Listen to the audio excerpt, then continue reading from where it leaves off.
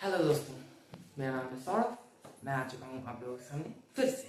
आज आज मैं आप लोगों को प्रेमचंद द्वारा लिखित एक कहानी सुनाने जा रहा हूँ। प्रेमचंद को तो आप लोग जानते ही होंगे, बड़े महान हिंदी के बहुत ही महान लेखक हैं प्रेमचंद। बहुत सारी फेमस किताबें भी हैं उनकी। आप जैसे गोदान बहुत फेमस है, इसे तो आप जानते होंगे। गोदान से आपने प्रेमचंद को ये भी नहीं तो गोदान का नाम तो आपने सुना ही होगा। ये फेमस है सबसे ज़्यादा, इसीलिए मैंने कहा। तो आज जो प्रेमचंद की कहानी मैं सुनाने जा रहा हूँ उसका नाम है पूस की रात।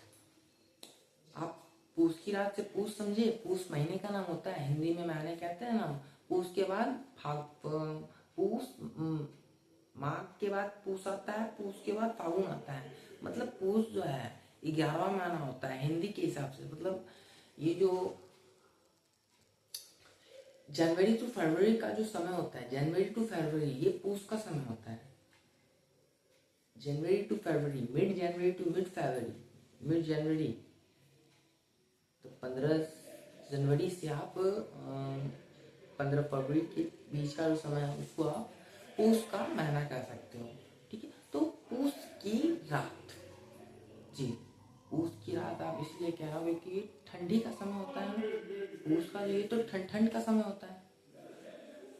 इसीलिए ये कहानी एक किसान, इस कहानी में एक किसान है और उसका पालतू कुत्ता और उसकी पत्नी मुन्नी। उस किसान का नाम हल्कू, उसके कुत्ते का नाम जवड़ा और उसकी पत्नी का नाम मुन्नी है। जी दोस्तों, तो किस्सा है कि एक दिन हल्कू, मतलब वह किसान, याद रखिएगा बार बार मैं नहीं बताऊंगा, वो किसान का नाम हल्कू।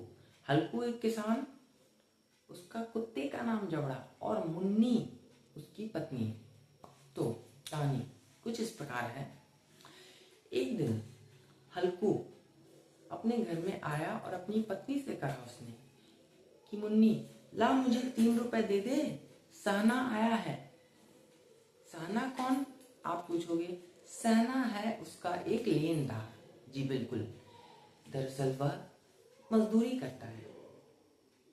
मतलब वह उसका है उसकी खेती, पर खेती से पूरे साल भर में उसको, एक गरीब किसान है वह, खेती भी करता है, उसके लिए उसको बहुत ही ब्याज लेना पड़ता, लोगों से उधार देना पड़ता है। इनपुट्स के लिए आपको बीज चाहिए, पेस्टिसाइड छिड़कने होते हैं, आदि बहुत सारी चीज़ों के लिए, खेती के लिए शुरुआत में कुछ पैसा चाहिए होता है, तो वो भी उसके पास नहीं है। बहुत ही आर्थिक स्थिति बहुत ही उसकी कमजोर है, तो वो सब भी क्या है, उधार लेना पड़ता है उसको। और जो उधार लिया तो साल भर होने के बाद ही ना चुकाया जा सकता है उधार, तो पहले तो नहीं दे सकते, जब तक फसल नहीं कटेगी तब तक तो नहीं दे पाएंगे ना। तो पर उसके जो लेनदार हैं साल के बीच बीच में आके उसको परेशान करते थे, बहुत ही अपशब्द भी कहते थे। तो वही उसी में से एक था सहना।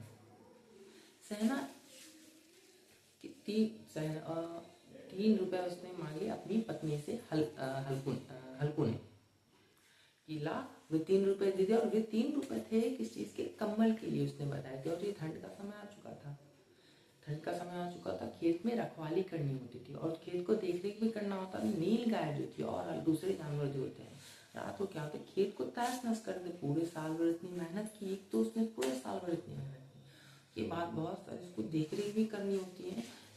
और जानवर सब जो होते हैं क्या उसको तहस नहस कर देते हैं खेत को।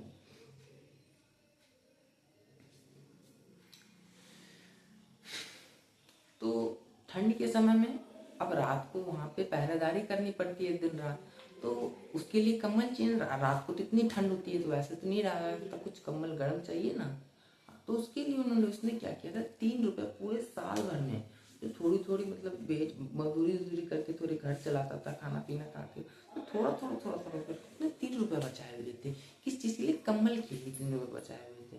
कि उसने सोचा अब ठंड का मौसम आएगा, 3 रुपए कुछ वैसे जमा करके मैं कम्बल कर दूंगा ताकि रात को खेत की पहरादारी की जा सके। ठंड वैसे तो बिना कम्बल के नहीं कर सकता है, पर क्या हो गया, उसका एक लेनदार सहना आ गया उसके पास मांगने के लिए। और वह बहुत ही गुस्से में था बहुत ही अपशब्द भी उसे कह रहा था, गाली वाली तक भी देते रहा था उसको। तो उसने हल्कू ने अपनी पत्नी मुन्नी से पैसे मांगे, पर उसने मुन्नी ने मना कर दिया, कहा कि मैं पैसे नहीं दूंगी, सहना उसको अपने किराएदार सहना को कह दो कि चले जाए यहाँ से। तो हल्कू ने कहा मैं नहीं कह सकता, वह मुझे अपशब्द कहेगा। तो फिर मुन्नी कैसे कैसे करके मान गई, अब क्या करेगी, देना तो पड़ेगा। तो उसको भी 3 रुपये दे दिए गए। उसके बाद जब पूछ ठंडी ठंडी रात हुई, अगले दिन ठंड पूछ आया महीना, ठंड बढ़ गई, उसके बाद भी कंबल नहीं था। तो हल्कू को क्या उस भरी ठंड में ही बिना कंबल के रखवाली करनी पड़ी। वह अपने कुत्ते जबड़ा के साथ उस दिन खेत पे गया। उसकी रात को बहुत ठंड रात थी, उस दिन बहुत ठंड थी। ठंडी ठंडी हवाएं चल रही, जैसे जैसे रात बढ़ रही थी ठंड और बढ़ती जा रही थी, ऊपर से हवाएं भी चल रही थी।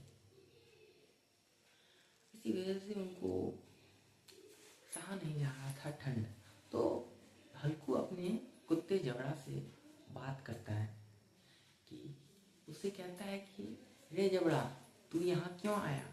बोला था ना तुझे घर पे रहने के लिए, अब यहाँ मर ठंडी में, लग रही है ना ठंड, अब मैं क्या करूँ? फिर वह उससे फिर थोड़ी देर में प्यार से कहता है, चल कोई बात नहीं, कल से तेरे लिए पुआल बिछा दूंगा, मतलब तेरे लिए थोड़ा गद्दा घास उसका बढ़िया से बना दूंगा, उसमें घुस के रहना, तुझे थोड़ी गर्म लगेगी, उसमें घुस के आराम से सो जाना, थोड़ा गर्मी मिलेगा उसमें। इससे देखिए आपको उसका जानवरों के प्रति प्रेम बिना किसी भेदभाव के यह दिखता है किस प्रकार से वह उसे बात कर रहा है। जानवर प्रेम से पालतू जानवर के प्रति प्रेम समझ में आता है। वैसे ही चलते चलते रात चल रही थी, जैसे जैसे ठंड बढ़ रही थी, हवाएं भी चलने लगी थी, ठंड बढ़ रही थी। वो घुटने को एकदम मोड़ के पूरे शरीर को मोड़ के बैठा हुआ था। जैसे जैसे ठंड बढ़ती गई, बर्दाश्त ना होने लगी, तो उसने क्या किया, अपने जबड़ा कुत्ते को उठा के अपने पूरे शरीर से बदन से लगा लिया, ताकि एक दूसरे को गर्मी दे सके।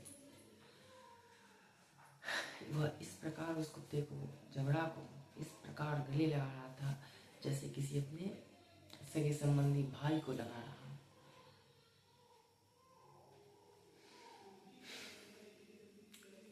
के बाद धीरे धीरे अब और ठंड बढ़ने लगी। अब उन दोनों से क्या हो गया, ठंड असहनीय हो गई, सहा नहीं गया। तो उन्होंने क्या सोचा कि मतलब खेत तो आसपास में बहुत सारे थे, तो उन्होंने देखा कि मतलब उनको पता था आसपास में क्या, अरहर का एक खेत था, अरहर दाल होती है ना, वहाँ पे क्या होता है, बहुत सारे पौधे उखाड़ लिए अरहर के, उन्होंने एक झाड़ू टाइप की बना ली।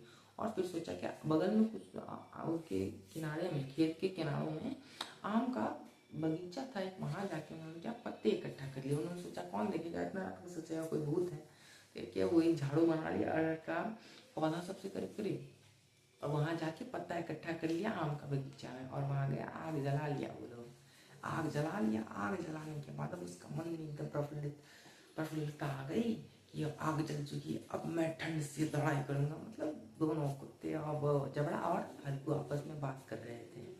क्यों रे हल्कू, जैसे हल्कू ने जबड़ा से कहा, क्यों रे जबड़ा, तैयार है तू इस ठंड से लड़ने के लिए? अब हम इस पे विजय प्राप्त कर लेंगे। मतलब आपस में ये जोशीला, एकदम दोनों में जोश बढ़ जाता है। आग की लपटें पूरे अंधेरे आसमान में, आग की लपटें एकदम तैरती हुई सी दिखाई पड़ती है। आप इमेजिन कर सकते हो, आग जल रही है, पूरा अंधेरा है, ऊपर ऊपर में पेड़ है, ऐसा लग रहा है कि पेड़ का मतलब आसमान में पेड़ ढका हुआ, काला बादल ऊपर में, मतलब काला काला छाया हुआ है, ऊपर से तैर रहा है हवा एकदम छाँव में। आग तो होता है मतलब पूरा एकदम परछाई होता है आग का, हिलते हिलते हुए पानी के भांति लगता है, हिलते हिलते एकदम। उसी प्रकार वो दोनों फिर क्या होता है, मस्ती सूझी, दोनों को क्या हो गया, मस्ती सूझी दोनों क्या, वो बोले क्या, उसने ढलकू ने जबड़ा कहा, चल शर्त लगा, मैं क्या, हम दोनों चैलेंज लगाते हैं दूसरा में, चैलेंज लगाया कि कौन इस लावा के, मतलब थोड़ा बड़ा था ना, आग बड़ा था, तो वो बोला कौन इसके पार कूद के जा सकता है। तो हल्कू कूदा, फिर उसने जबड़ा को भी कहा तू भी कूद के दिखा। वो क्या, पहले बार में क्या हुआ, वो साइड से चल चल के इधर आ गया। वो बोला नहीं ऐसे नहीं चलेगा, हल्कू जबड़ा ने बोला। तो फिर वो क्या है, कूद के गिरा, पर कूदा तो बस थोड़ा सा हल्का उसका लौ पैर में लटा, पर उसमें कोई बात नहीं था। तो उस बात से आप ये इससे क्या पता चलता है, देखिए अब किस प्रकार से वह उसके साथ पूरा मिला जुला हुआ बात कर रहा है, हृदय से हृदय जुड़े हुए दोनों के। दोनों ने खेले कूदे। उसके बाद देखिए वो जो सिर्फ अब ये जो आग जलाने से पहले जब वो सो रहे थे तो एक बार वो जो जबड़ा था उसको थोड़ा आहट मिला कि खेत का आहट मिला कि जानवरों की आहट में नहीं, कि शायद कोई जानवर आया तो वो तुरंत जाके ना किसी आलस के ना किसी सुस्त में, इतनी ठंड में जब वो पहले आग जलाने से पहले जब वो सोए हुए तो तुरंत भाग के भौंकता है, भौं भौं भौं भौं करके भगाने का पूर्ण प्रयास करता है अपना। थोड़ा दम जाता है, वापस आता है, उसके बाद फिर वापस जाता है। उसका हल्कू बार बार उसको जबड़ा बुलाता है, जरा जरा जरा, वो नहीं आता। वो उसको मन में एकदम, उसकी आंखों में एकदम कर्तव्यता झलक दिखाई दे रही थी। मेरा उसका कर्तव्य है कि उसके अपने खेत को बचाए दूसरे जानवरों से। उसको जैसे ही आहट मिली वो वापस बार बार वहां जाता है। उसके बाद जानवर की आहट कम हो जाती है तो वो वापस फिर आके शाम को आता है। तो आग में चलने के बाद वो जो मैंने किस्सा बताया वो हो गया। उसके बाद दोनों सो गए थे, अच्छे ठीक है। उसके बाद वापस से थोड़ा जानवर का आने लगा तो उसको थोड़ा ज़्यादा आहट मिल गया, मतलब पता चल गया दोनों को। इस बात तो हमको भी पता चल गया कि हाँ वो आया है, थोड़ा है, पर वो क्या आलस के कारण उठा नहीं। पर जबड़ा जो था उसने आलस को छोड़कर मालिक का आओ ना ताओ देख के सीधे खेत की तरफ भागा और पूर्ण अपना प्रयास किया भगाने का। नील गाय उनके खेत को खराब कर रही थी, जड़ रही थी, तो उसको भगाने का पूर्ण प्रयास किया। अपनी यथाशक्ति संभव से उनसे अपना पूर्ण प्रयास किया, जहाँ तक हो सका वह उनसे लड़ाई करने का कोशिश किया, जबड़ा नील गायों से। पर सुबह सवेरे होते होते वह देखा कि वह चित्त पड़ा है, एकदम यथाशक्ति लगा के एकदम जैसे तो पूरा चित्त पड़ा है जमीन पे। वो जीवित था पर चित्त पड़ा था और सारा खेत तहस नहस हुआ पड़ा। पर हल्कू रात को सुस्त में सोया पड़ा कि जबड़ा देख ही लेगा, उसको लगा, पर वह नहीं गया, सुस्त होता है। पर सुबह हुआ तो उसकी पत्नी मुन्नी आके देखती है खेत सारा तहस नहस हुआ पड़ा है। वह कहती है हल्कू से कि ये क्या, रात को क्या करे? तो वह बोला, अरे तुम, उसने झूठ कह दिया कि मैं तुम्हें क्या जानो, मेरे पेट में इतना दर्द हो रहा था। उसको इस बात की फिक्र ही नहीं थी, उसको इस बात की खुशी हो रही थी। ऊपर से खेत की फिक्र नहीं थी, उसकी खुशी हो रही थी कि महाराज तो अच्छे से है। पर मुन्नी को थोड़ा फिर दुख हो रहा था कि अब फिर से हमको क्या करना पड़ेगा, मजदूरी करके उधारी चुकाना पड़ेगा लोग का खेत। तो तहस नहस हो गया। बताओ इसकी इतनी दुर्दशा हमारे देश के भारतीय किसानों की। एक तो रिस्क इतना, देख रेख करनी पड़ती इतना ठंड में, उसके बाद भी तो इतना ठंड में उसको करना पड़ता है। उसके बाद भी क्या होता है, खेत तहस नहस हो गया, अब मजदूरी करके उसको चुकाना पड़ेगा।